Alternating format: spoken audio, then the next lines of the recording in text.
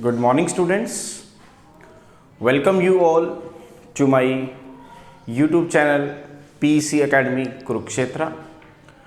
My dear students, today I am here to discuss along with you the most important numerical, and this numerical I have taken from class 10th, chapter 10th electricity.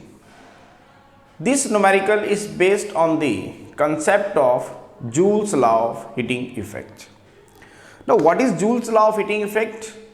ये मैंने पिछली video में आपके साथ discuss किया था, जिसका video भी मैंने आप तक पहुंचाया, बहुत पसंद किया, इसके लिए थैंक्स। उसी के ऊपर ही बेस्ड आज एक न्यूमेरिकल मैं यहाँ पर सोल्व कर रहा हूँ और इसका वीडियो भी बनाया जा रहा है और जल्दी ही ये वीडियो आप तक शेयर भी कर दिया जाएगा ताकि आप देख पाएँ कि इस तरह के न्यूमेरिकल्स अगर आपके बोर्ड के एग्ज़ाम में पूछे जाते हैं तो कैसे सोल्व करना है। क्या है न्यूमेरिकल, आप मेरी बैक स्क्रीन पे देख पा रहे हैं। The numerical is an electric heater of resistance 8 ohm draws 15 ampere current from the service mains in 2 hours. कितने ampere current? 15 ampere current from the service mains in 2 hours. Calculate the rate at which the heat is developed in the heater. I am again repeating my statement. An electric heater of resistance 8 ohm draws 15 ampere current from the service mains in 2 hours. Calculate the rate at which the heat is developed in the heater. तो कैसे करेंगे? सबसे पहले देखेंगे कि इसमें given क्या क्या है आपको। तो गिवन टर्म है, एक इलेक्ट्रिक हीटर है जिसका रेजिस्टेंस आपको गिवन है, resistance of the heater that is 8 ohm। कितना करंट ये ड्रॉ करता है वहां से? 15 एम्पियर का। कितना करंट ड्रॉ करता है ये? 15 एम्पियर। कहां से? फ्रॉम द सर्विस मेन से, और टाइम पीरियड आपको गिवन है दैट इज 2 hours। आपको निकालना है the rate at which the heat is developed in the heater. You have to find out the rate at which the heat is developed in the heater. आपको find out करना है the rate at which the heat is developed in the heater. अब कैसे find out करेंगे? हम use करेंगे Joule's law of heating effect, जैसा कि पिछली वीडियो में भी मैंने आपके साथ डिस्कस किया था। Now what is Joule's law of heating effect? According to Joule's law, suppose there is a circuit in which the current I is following across it for a time interval t, और उसके अंदर जो battery लगी हुई है वो कितने volt की लगी हुई है? मान लेते हैं V वोल्ट की लगी हुई है। तो जब उस बैटरी से करंट सर्किट में जाएगा तो हीट प्रोड्यूस होगी, और वो हीट प्रोड्यूस होती है I²R T। तो क्या यूज करेंगे हम? Joules law of heating effect bye using the concept of Joule's law of heating effect। क्या कहता है हमें joules law of heating effect?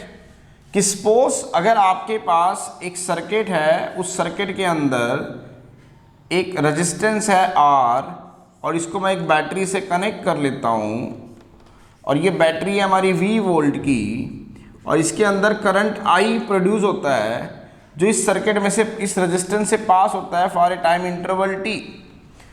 क्या कहता है Joule's law of heating effect? Suppose there is a wire having the resistance say RO and it is connected to a battery of V volt, and from this battery suppose I amount of current is to be flowing across this resistance in a time interval t, then the amount of heat produced is given by heat developed in heater, जिसको हम H से denote करेंगे that is I²RT। दोबारा सुने, इसने क्या कहा था हमें?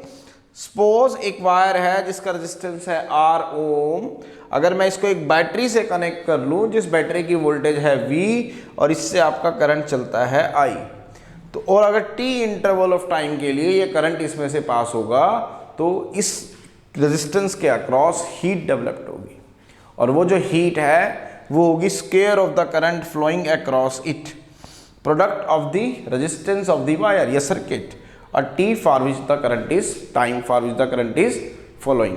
ये हम पढ़ चुके हैं। लेकिन हमें तो क्या निकालना है, the rate at which the heat is developed in water. तो अगर मैं इस T को इसके नीचे ले आऊं तो ये बन जाएगा H upon T।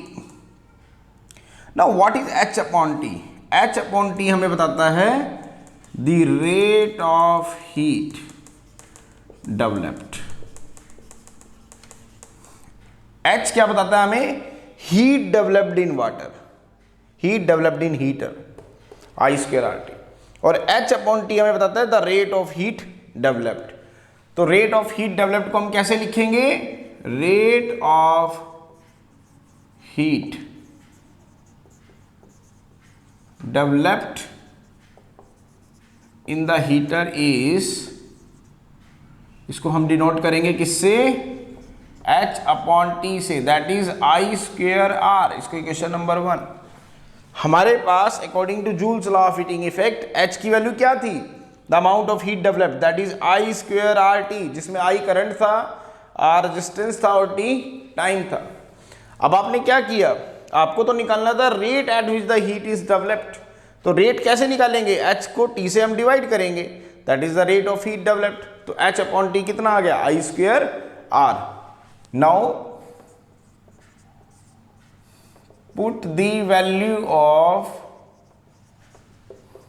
I and R in equation number 1 we get, put करो। Now what is I? That is 15 ampere. तो 15 एम्पियर का स्क्वायर इंटू R, R कितना है? 8 ओम। तो हीट डेवलप्ड कितनी आ गई? Rate of heat developed, rate of heat developed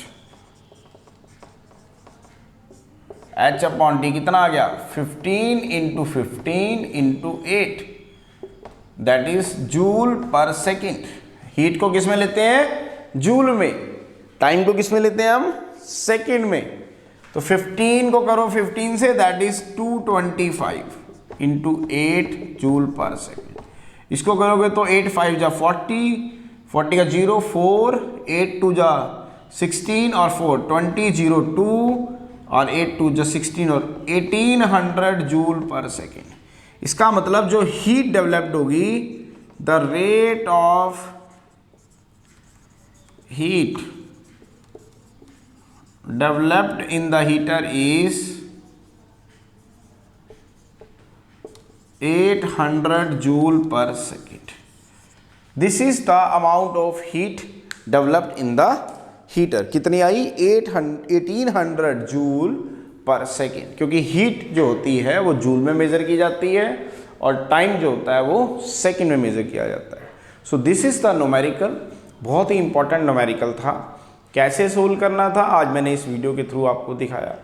सो अंत में at last my dear students, again I am saying, if you like my videos, like my work, like my effort, then please don't be forget to subscribe my channel. My channel is PEC Academy Kurukshetra. तो अंत में मेरे प्यारे विद्यार्थियों, अगर आपको मेरा काम पसंद आया हो, मेरा चैनल, मेरे एफर्ट्स, मेरे वीडियोस अगर आपके प्रॉब्लम को सॉर्ट आउट करने में आपकी हेल्प कर रहे हो, तो प्लीज़ मेरे चैनल को सब्सक्राइब जरूर करें। My channel is PEC Academy Kurukshetra. Like करें, सब्सक्राइब करें, शेयर करें। धन्यवाद। जय गुरु जी।